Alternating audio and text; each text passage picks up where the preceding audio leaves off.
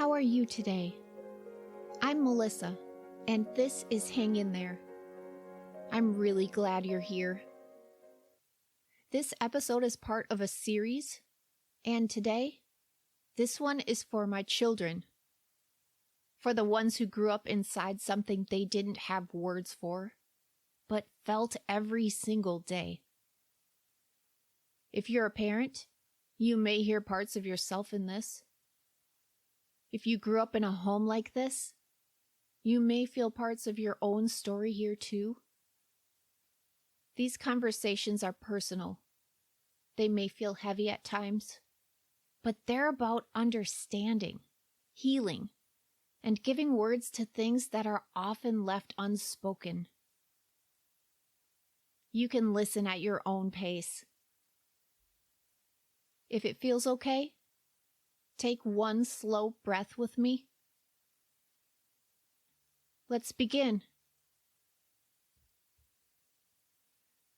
I've been thinking about how to say this. Can I even put this kind of love into words? I wasn't the teenager who dreamed about being a mom. I didn't have baby names picked out. I wasn't thinking about marriage or a family yet. I had just graduated high school. I was still trying to figure out my own life. And then it happened. At 19 years old, I had no idea what I was doing. I had 9 months to figure out how to become your mom. And I was determined to do it right. Despite my age, despite everything, I was going to figure it out. With you. We were going to be best friends. And we were. I remember all of your firsts. Because your firsts were mine too. I remember holding both of you as you entered this world. I can still see the way you each looked up at me. Different faces, but in the very same way, with calmness and trust, almost looking through me, when everything in the room felt quiet and still. It was as if the world knew to give that moment just to us, like everything stopped. We locked eyes, and I was overwhelmed. I thought I couldn't love anything more. Those were the moments I met you. And I made a promise right then that I would do everything in my power to give you a beautiful life. A life where you would feel loved and safe, like you were the most important people in my world. A life where you would never question your importance, where you would always know your worth. And I did everything I could to give you that, even when I didn't know how. I remember your first words. I remember exactly how each of you said them. The lisps, the way your mouths moved, the look on your faces as you navigated language, and your determination to tell me, Mama, and Ball, and how we celebrated. I remember your first birthdays, the balloons that decorated everything, the cake. I remember watching you eat it, how you each poked at it first, before carefully taking more. I remember wondering where the year had gone, how it flew by that fast, and imagining how quickly the next year would go. And even then, I knew something was changing. I couldn't put my finger on anything. I couldn't name it, but I could feel it. And I remember holding on to you just a little tighter. I was there for your first days of school. In the beginning, we'd both be crying. And then as you got more excited each year, I didn't. Every fall, I still cried watching you get on that bus. Not because I wanted to hold you back, but because I knew once that school year started, it would be a blur. And another year would pass, faster than I was ready for. And time, it was moving too fast. But at the same time, the days were starting to feel too slow. There were two realities happening in that house at the same time. There was the life we created together, the love, the moments, the way we held on to each other. And then there was the part that was devastating to live inside. And still, we kept going. I tried to make up for what I couldn't control. The soccer games, the dance lessons, the baseball games, the board games for Oreos, karate lessons, the snickerdoodles, the bike rides where we would get lost,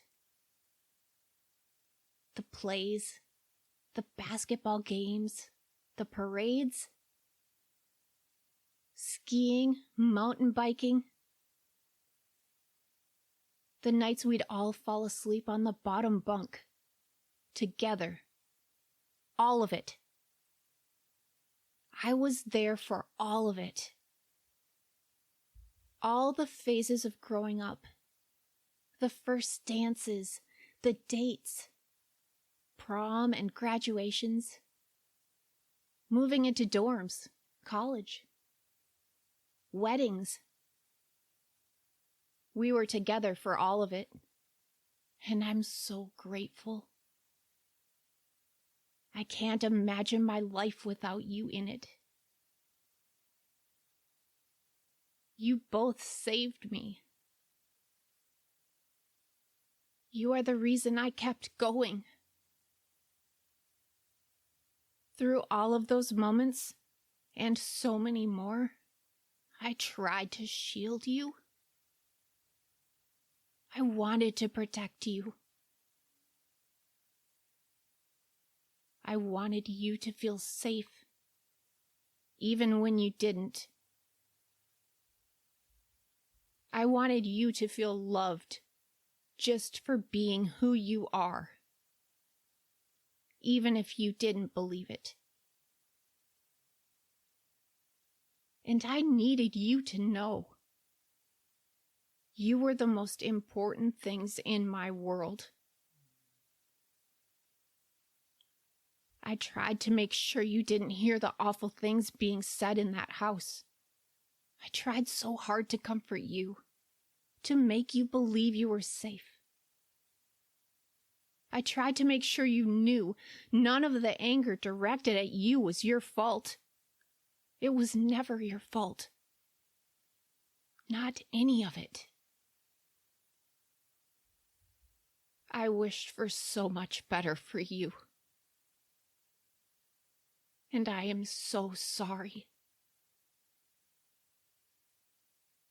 I wanted you to feel unconditional love in every moment we had together. I wanted you to feel supported, to feel like you had a voice in this world, and that it mattered. I wanted you to have a healthy home to grow up in, and a healthy family surrounding you, one that you could feel proud to be a part of. A predictable home, with predictable moods, with kind words being spoken. I wanted you to see what love is supposed to look like. I wanted you to see what it feels like to be treated with respect, and to know that you deserve that too. And I am so sorry for what you had to see instead. I am sorry that some of the best times we had alone together were in the car, driving, because it felt safer than being at home. I'm sorry you felt the tension in your little bodies long before you understood what was happening.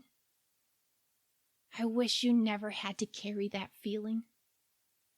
I am so sorry. I am sorry for the ruined holidays, the ones where we felt sad and trapped while celebrating them, the ones where we had to put on a happy face, show up when we didn't want to, and pretend everything was okay, when just moments before, our minds were spinning, trying to make sense of everything we had just been through. And then we had to walk into a holiday. I know some of that stayed with you. I know how hard it is to enjoy them now. I wish you had happy, carefree holidays, not ones that felt heavy and stressful. That's not what holidays are supposed to feel like. I'm sorry that you felt 30 years old when you were only 10. I'm sorry that you grew up trying to predict moods so you knew how to move through your day. I wish you hadn't had to push down such powerful feelings. Feelings you had every right to feel, but didn't feel safe enough to express. You had every right to feel everything you felt. Every single bit of it. And through all of that, you were there. And I'm so grateful you were.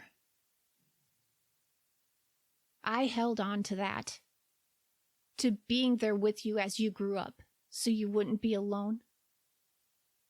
But I'll be honest, I needed you too. In ways I didn't fully understand then. Just as much as you needed me. And in many ways, that's still true today. I needed you to wake up to a happy face every day. To a face that adored the ground your little feet walked on. There is nothing I wouldn't have done to give that to you. I needed you to be reminded every time you looked at me just how much I love you. I needed you to go to bed feeling close to me, feeling safe, feeling loved. I think that's why we still say I love you multiple times a day. Because that's what we needed. And it's something we still hold on to today.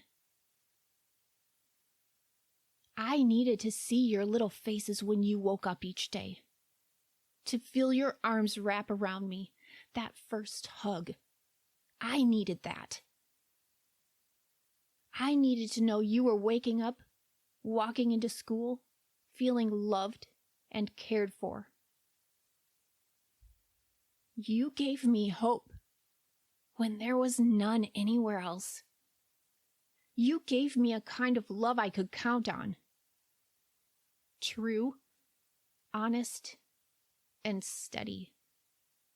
You gave me that. Thank you for giving me that. You never asked me why I left. You never asked what happened. And that stayed with me. Because most kids would ask those questions. But you didn't. Because you already knew. You lived it with me. You felt it with me. You didn't need an explanation. You were already carrying it. And I see that. I understand what that means. And I want to say thank you Not because you should have had to understand, but because you did. It showed me something I didn't understand then, that even without words, you still knew. Because I wasn't able to explain it to you, not fully, not always in a way you could understand. But you saw it, you felt it. And even without having the full picture, you understood more than I realized. And I am so grateful for that. But I also know you heard more than you should have. And you saw more than you should have. I know you did. I know you were there hiding on the stairs, listening. And I know things happened to you too. Things you saw, things you felt. Moments you lived through that you should never have had to experience. And I am so sorry for that.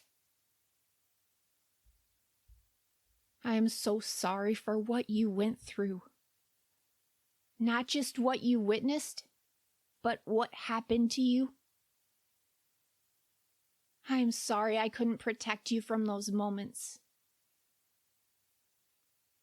I would give anything for you not to have heard those things. For you not to have seen those moments or lived through them yourselves. There were times I had to bow down to keep things from escalating.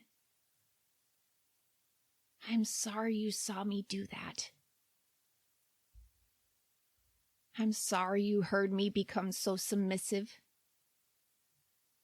That isn't okay. Please remember that. That is not love. That is control. That is fear. Love is not what you saw. And I'm so sorry for that. When you think of unconditional love, think of my face looking at you. Think of the honesty and trust you knew to be true when I was right there next to you. Think of the way you grew up, having a best friend in me. Think of the way you never had to earn it. And please hold on to that. We were together through all of it, every moment that mattered. And I will always be grateful for that. And now, when I look at you, I am proud of who you are. You are kind, you are compassionate. You are wise beyond your years and incredibly strong. And I am very proud of that. But I'm also sorry that you had to become those things so young. And even with everything you've been through, you still see the good in people. That matters more to me than I can fully explain. We've been together through it all, nearly every minute, and I would choose that again. I do wish I could take your pain away. Take away anything that makes you question if you're good enough, or if you are loved just for being who you are. Because you are. And the people who truly know you, who see you for who you are deep down, they adore you. The people you've been able to be yourself with, the ones you didn't have to put a mask on for, they see you clearly. They know how special you are. And they're right. The people who truly matter in your lives, they see you for who you are, and you are enough. You are loved honestly and without judgment. You are extraordinary people, and I couldn't be more proud to be your mom. Before we go any further, let's slow things down for a moment. If anything you just heard felt heavy or stirred something in you, that's okay. Let your body settle however it needs to. You don't have to change anything about how you're feeling. Notice the ground beneath your feet, or maybe the feeling of your hands resting in your lap, or touching something nearby. You are here. You are present. We'll keep going together in just a moment. Please breathe with me.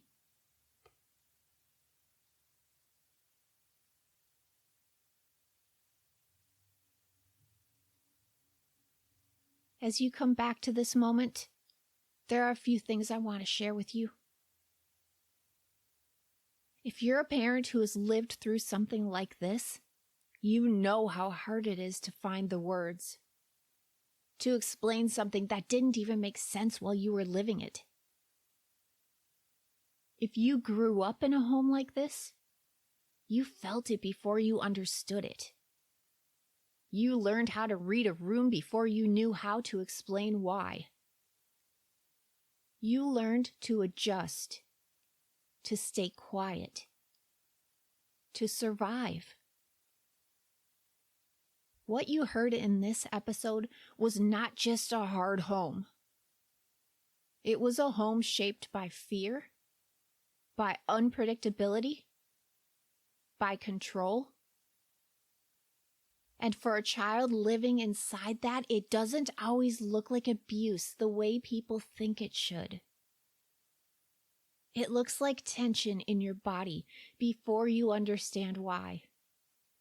It looks like growing up too fast and learning how to manage other people's emotions just to feel safe. And sometimes it looks like silence. Not asking questions. Not because you didn't have them, but because it didn't feel safe to ask.